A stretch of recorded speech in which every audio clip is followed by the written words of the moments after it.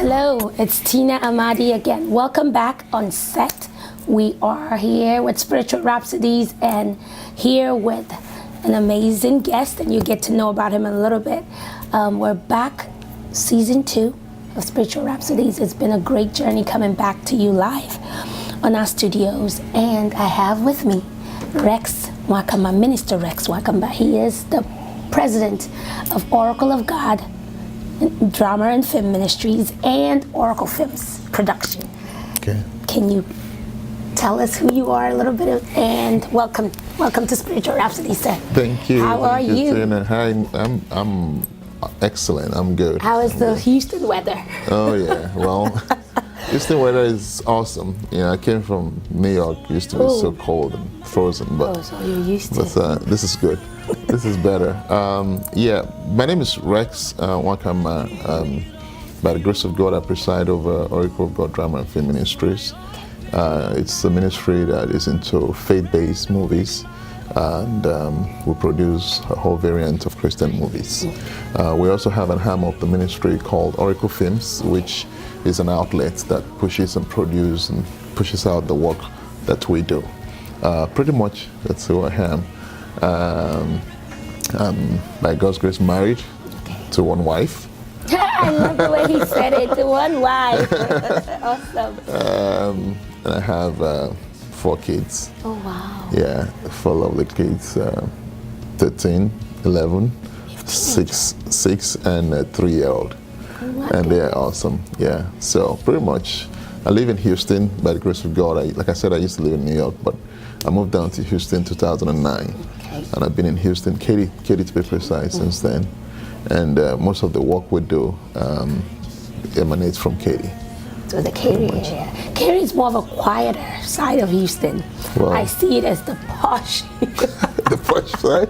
I'm always saying, well, some of my friends live there and I was like, it's too far for me. They said, no, Tina, come to the life. You know, running away from New York to come to Houston, you want to stay a bit in a quiet and reserved area. Yeah. But besides that, I think God just chose the location for us. So we have a small property over there, that's all. Awesome. Yeah. Well, today we're going to get to know a little bit more about you in the faith-based creatives industry. What we do here at Spiritual Rhapsodies is really talk to people who are using their gift in faith-based ministry, the creative arm of the body of Christ, and how we're moving our gifts into the world. That's good. So I've got a really good questions for you today. Okay. What do you see as the role of a faith-based creative, and how would you say that we would move our content into the world using technology or social media? Yeah. Well, I think that's a multi-dollar question. To a large extent, every Christian, not even Christians, everyone in this generation who doesn't appeal to social media, who doesn't appeal to the technology that drives entertainment, you're just going to cut yourself out of this generation. That's right. One of the ways that the whole world has evolved and changed is secondary to entertainment. Hollywood has had a very great impact on everything. That's right. Education. Education, growth of children, parenthood. Think about it. You know, and I used to cite this illustration when I talk that 20 years ago, or maybe 10 years ago, I came to the United States 2001, and when I came to the United States, there are certain things that you won't see in the mainstream media or the minor stream media or even in the regular TV shows or primetime TV or whatnot. But right now, they're just right there. And you have to practically filter everything that is being watched before your kids can go onto TV. Now, Hollywood has a great impact, like I said.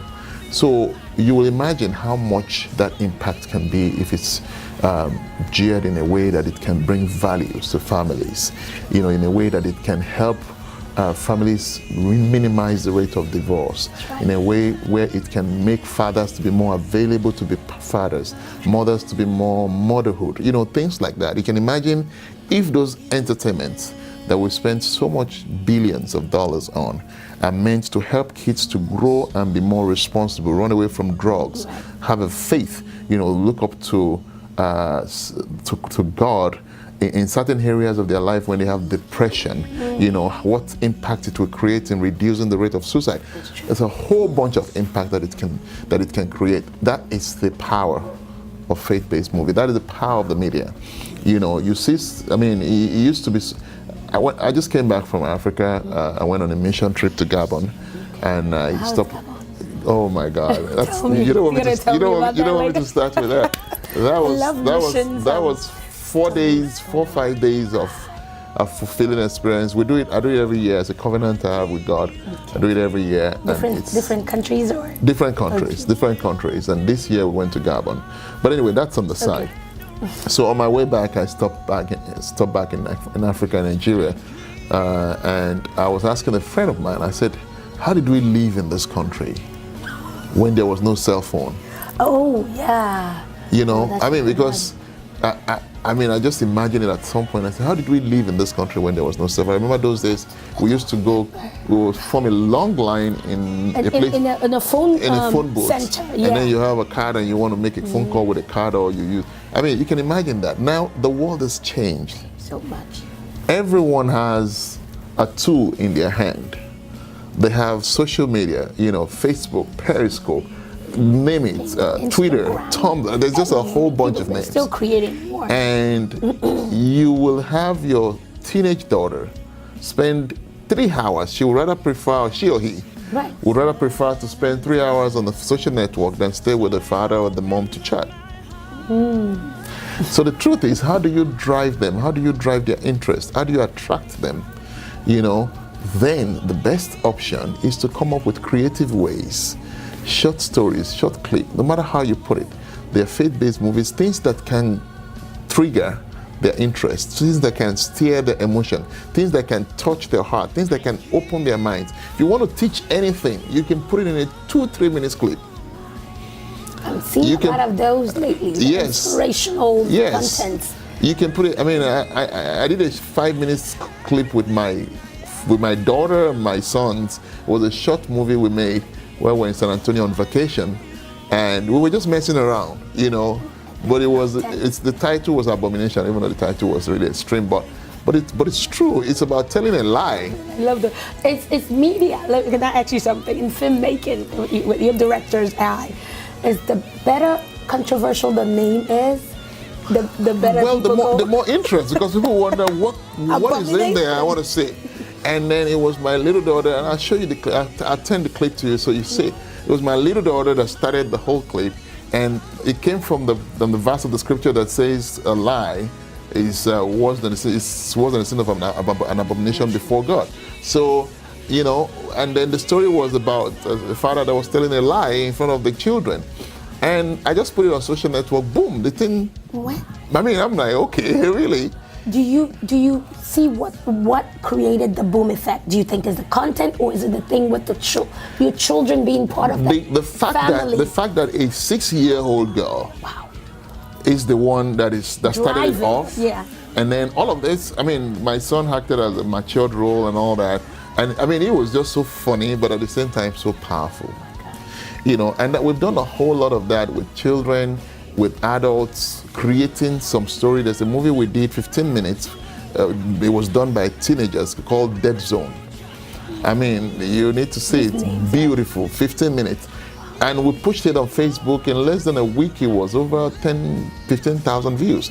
I mean, my point is there are several creative ways. Now, you can imagine if you have the ability to put a movie like Frozen into 5 minutes, a concept, an animation, you know, an animation of a concept that you want to teach a generation, and you just put it into 5 minutes animation. Now, people don't have to go to the theater to see that. All you have to do is put it on a social network, and they will help you to distribute it free of charge. Are you saying, from what I'm gathering, what you're saying, are we not doing a lot as faith-based creatives, especially from where we're from the continent itself, from Africa? Do you see that we haven't pushed the boundaries a little bit in whether it's animations, documentaries? What are you seeing in the use of drama versus, you know, the other parts that you mentioned? Absolutely. I mean, I understand what you're saying perfectly. The challenges we have faced as faith-based movie directors, producers, has been money. Exactly. Okay, and I say it again, money. I know a lot of people don't like to preach the word, but we need the money. You know, because if you look at the greater percentage of movies, the genres of movies we've made, they're mostly drama. And it takes a whole lot more to create a narrative in drama to engage your audience. So you have to bring a little bit of suspense, you have to bring a bit more of thriller and all of that to engage your audience. But see, the generation we have today, they crave for more. Because think about it, you have Hollywood pushing and throwing out different genres. You have animated movies, you have horror movies, you have action movies, you have comedies, you have, a whole stream of genres that we have not been able to tap into. Of course, there's a challenge of finances, which I just said, because they are major budget movies. But then imagine, because some of us probably have kids in Hollywood that does animation as their vocation, as their profession. Imagine if we build them up in a way to just love the Lord and love what we do, and then you have an idea. Some of those can help you to translate those ideas into some simple projects, animated projects that we won't have to spend as much as we would if we're hiring a crew. Because they're already in our community. The truth is we have not we have not devoted enough time to make research and figure out how we can turn certain things in life, certain things in family, certain things from the scriptures, how we can turn them into these concepts. So I remember there's a friend in the past that told me the Bible stories has so much layers that you can push forward. Yeah. But I think what you're saying is finding those untapped talents who Hollywood has taken, bringing them back. Right. So how could we do that? Well, the truth is, first it starts with a passion, with a vision. Okay. And you don't start with the money. You don't start with looking at what you have financially. You start with having a vision. When you have a vision, you put it before the Lord and you run with it. I'll give you a very simple example. I don't know if you've seen it in the cinema now. There's a 3D evolution of the Bible called 3D Genesis. Wow. It just started before I traveled in November. 3D Genesis, I was going to take my kids to go see it. We didn't have the time. I'm going to take them this Christmas. Okay. I hope it's still in the theaters. 3D Genesis is an evolution of powerful 3D animation created to explain the work of creation against evolution. And it's so much done in a way that there's no child, I've seen the screener, there's no child that will see that and will not understand. One of the most difficult things to explain in scripture is the work of creation. Yeah, exactly. You're telling a child that one God created the whole world by just speaking words, and they're trying to connect that with objectivity, with what they've learned. Which is what they're doing. And everything in their school has taught them about evolution, and they are saying that I don't understand. Take them to go see 3D evolution. You know what those guys did? When they finished making the movie, they didn't have enough money to push it to theaters. They started screaming out for donations. Okay. They started in less than a month or two, they had raised over $1 million to push it to theaters. Now my point is, it starts with the vision. It starts with having a vision, having a picture of what you want to achieve. There's so much more that we can do.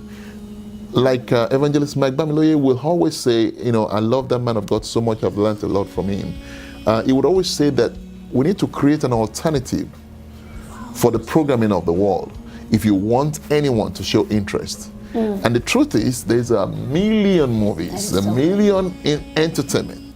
So in other words, you need to create an alternative that will appeal to the audience, whatever the age bracket is, whatever the demographics are, such that when they see that, they will begin, and it's happening now in the United States. I can tell you that. This creative. It's beginning to happen now in the United States. Thank God for people like, the Kendrick brothers. They were with Sherwood Pictures before. Thank God for Brother Wright with Pure Flix. I don't know if you've heard of Pure Flix.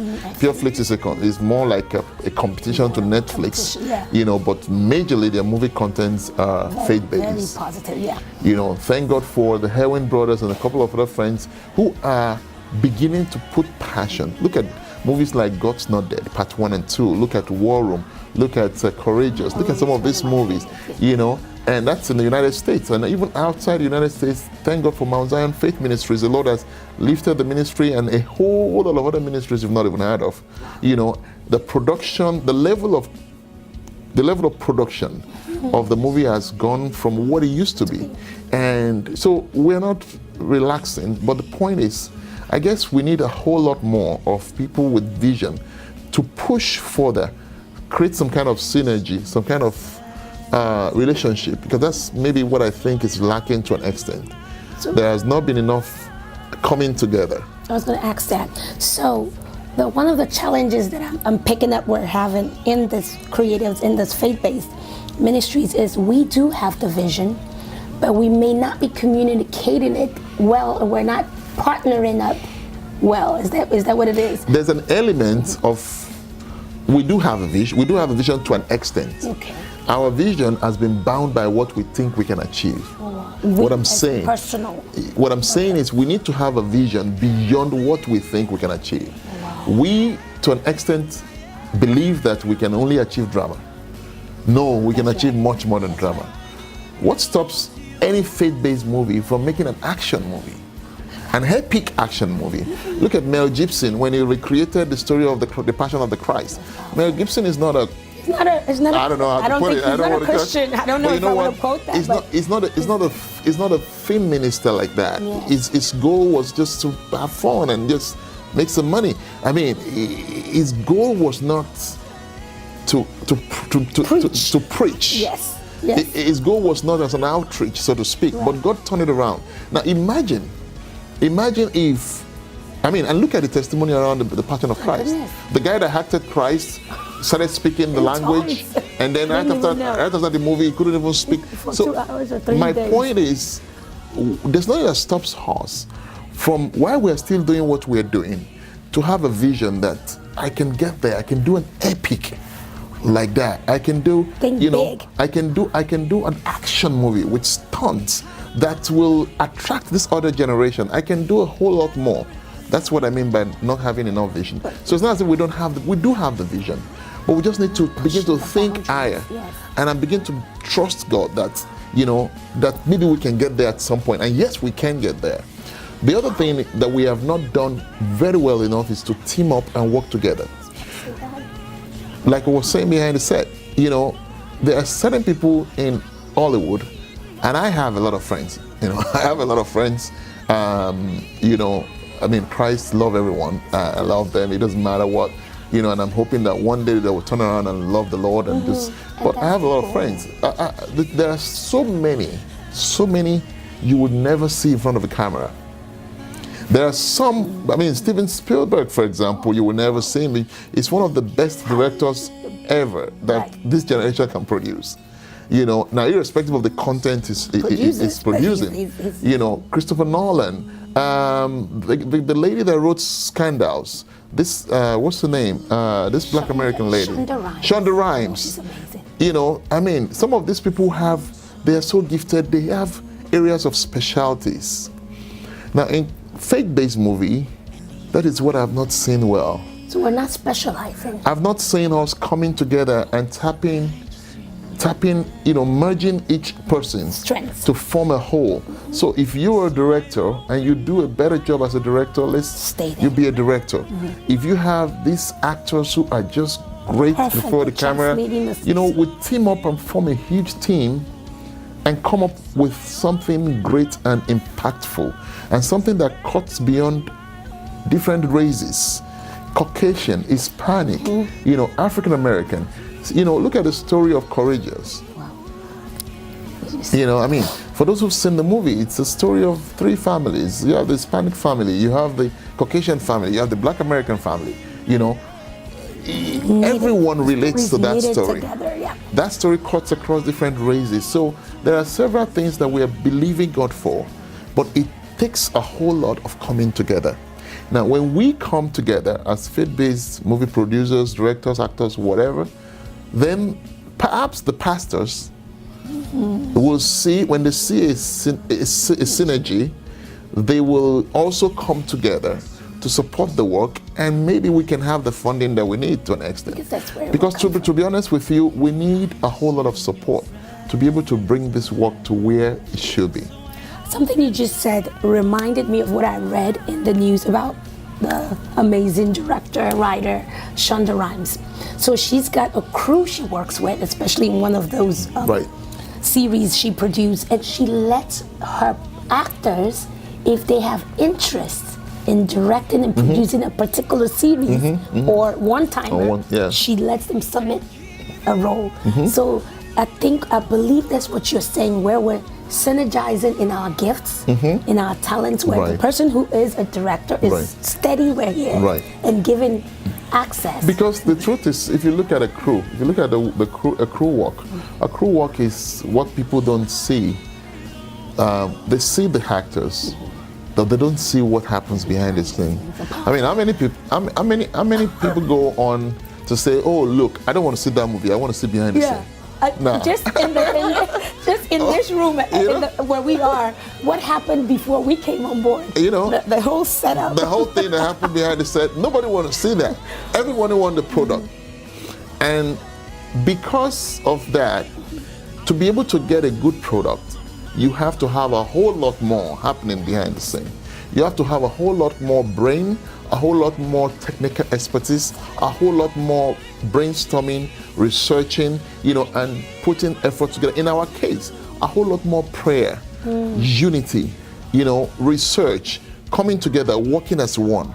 I mean, of course, I want to produce my own movie, yeah, absolutely. But the truth of the matter is, you can do a whole lot more as a team. Even the Bible says, one shall chase 1,000, two shall chase 10,000. So you can imagine what we will do if we can have that synergistic energy and come together and say, this is what we want to do. Once you have people who are like-minded, you can achieve a whole lot. Yeah. Imagine if you have 10 of Mount Zion. Oh, wow. Coming together, 10 of that kind of mindset of mind. I mean, there are people like that. There are ministries, don't get me wrong. Right. But what I'm saying is, imagine if you have 10, 15 selfless coming together and say, we want to do this project. We want to do these projects. And we want it to impact the whole of Africa, the whole of the world. Something I'm picking up as you speak, I want to touch on your background a little bit. You're a director, a producer, so you've got different hats. So you see things in different eyes of a director, of an actor. I've watched several of your movies. And a producer, an editor, I think, a writer. So what would you say if it's a young person coming to you? And take me through your upbringing a little bit. Let's get into how you got that creative eye. How did you know that this is what I want to do? Well, that's I know that's a very interesting one. It's a big. I took it off. But it's okay. I mean, I'll give you a quick hint, and I think it would be nice. This is probably the first or second time I'm saying this. But growing up, I was so fortunate to grow up in a Christian home.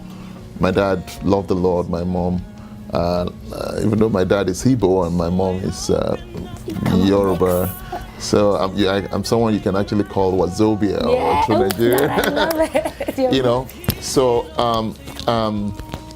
but we grew up in a Christian home, and we grew up doing little drama, songs, and all that in church. But then, right from the age of around between 6 and 10, I started doing stage plays and dramas. But and it followed me until I got to high school. In high school, we formed a team called the Lord Reigneth Ministry, and we were doing stage dramas everywhere. After school, we would go to different churches to go and do stage drama. In fact, we went from Ibadan all the way to Kwara State, Ogun State. It's just a whole lot of experience. A team of young kids in high school. And then from there, right after high school, I did something that my parents never expected, because of my love for drama then. I followed a ministry. The ministry is called Stage Evangelism Productions Ministry. Right before then, I had known Mount Zion Faith Ministry from Magbamloe. Growing up, passionate. They were doing drama mission everywhere. Wow. You know, then, and there was a place they had gone in Delta State that right after they left, through an evangelist, this ministry was going there on a drama mission. And it's very strange at that time for a youngster just getting out of school. And I was still doing my JAM exam, you know, the admission exam for university. So, you know, I just left and went for 6 weeks. I told my parents. My mom was so concerned. She thought I'd gone into full-time drama ministry. You know, my pastor, everybody was wondering, what's wrong with this guy? I said, no, I'm not in full-time. I'm not in full-time. I love to be in full-time, but, you know, my dad would kill me if I told him I was going to full-time at that. I got to go to school. So, you know, but it was an experience that changed my perspective.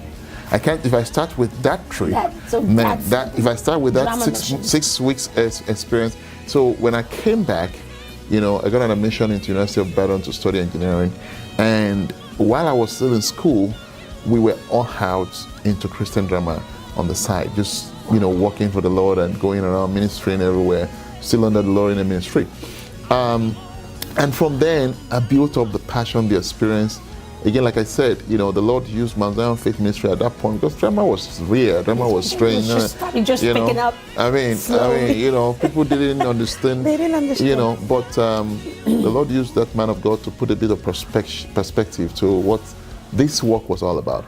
And then when I finished college, I left Nigeria back in 2001, some years after my college year, I came back to the United States. I was in New York for a little bit. And, you know, every effort I made at that point to go back into movie making, into drama, somehow it was like a dry experience, not dry, like a wilderness experience. It was like the Lord just, you know, I mean, we were doing drama in church and all that, but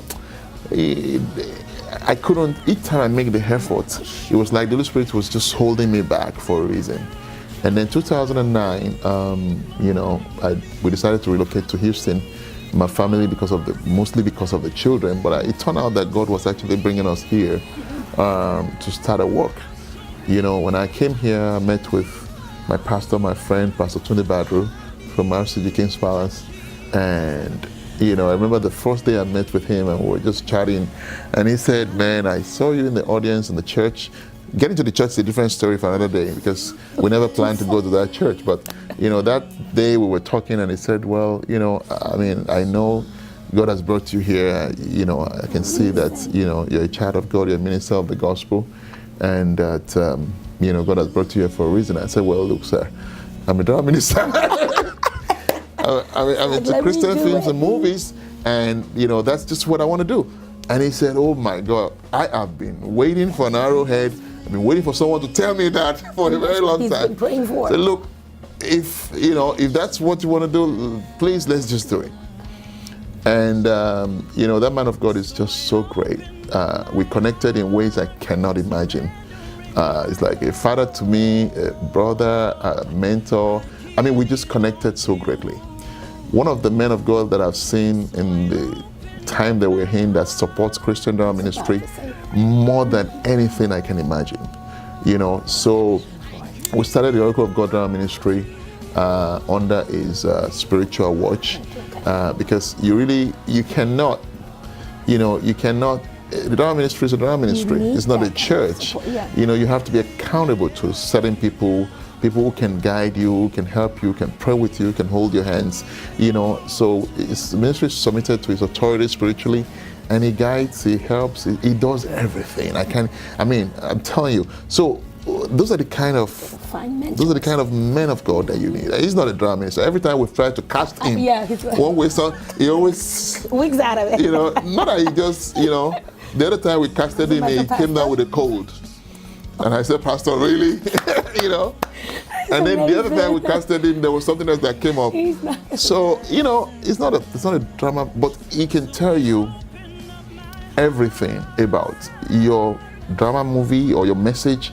He can tell you everything. I mean, we call him drama pastor, you know. It's good to have a pastor who has. And we have a lot of them like that. We have a lot of them like that. If I talk about national, I'll tell you a few more. But we have a lot of them like that who has really supported Christian drama ministry and faith-based movies. And I think we need a whole lot more to be able to be greatly impactful. And one of the things the pastors need to understand is this is a supplemental ministry. This is a ministry in my in my church, RCG King's Palace today, is a drama church.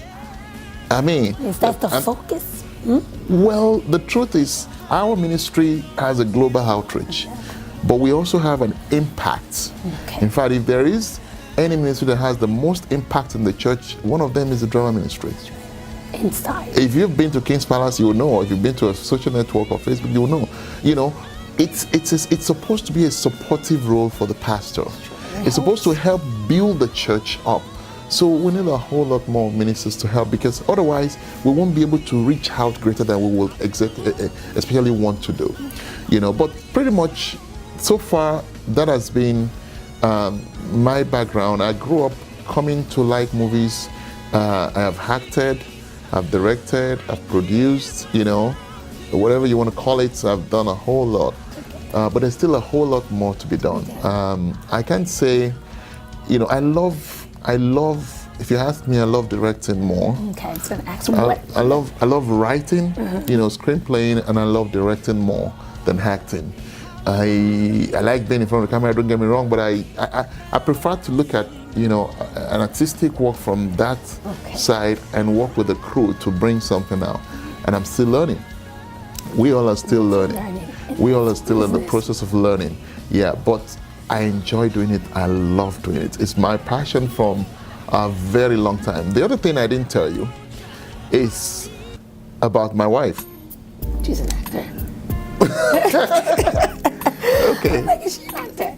We actually met each other right after high school, before I got into college.